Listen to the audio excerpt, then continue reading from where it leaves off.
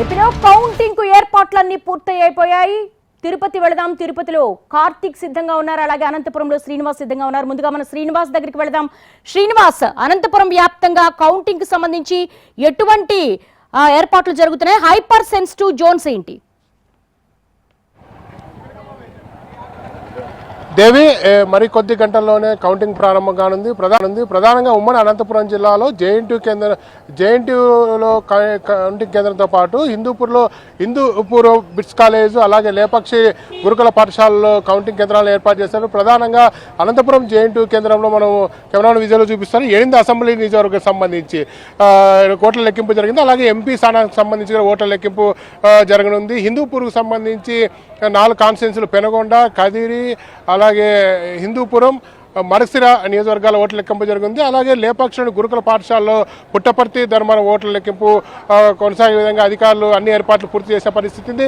మరోవైపు ప్రధానంగా అనంతపురం పార్లమెంట్కి సంబంధించి ఫస్ట్ ఫలితం ఉరకొండకు సంబంధించి నియోజకవర్గానికి సంబంధించిన ఫలితం మధ్యాహ్నం 2 లోపల వచ్చే అవకాశం ఉంది. చివరిగా అనంతపురం అర్బన్కి సంబంధించిన ఫలితం వచ్చే అవకాశం ఉంది. ఉరకొండకు సంబంధించి 14 టేబుల్స్ ఉండగా 18 అత్యధికంగా 18 టేబుల్స్ వేశారు. 15 రౌండ్లోనే ఫలితం వెలువడే అవకాశం ఉంది. అందుకే తొలి ఫలితాన్ని ఉరకొండ నియోజకవర్గం ప్రకటించడానికి అధికారులు అన్ని ఏర్పాటు చేసే పరిస్థితి. అనంతపురం అర్బన్కి సంబంధించి 14 టేబుల్స్ 22 రౌండ్ల ఓట్ల లెక్కింపు జరిగింది.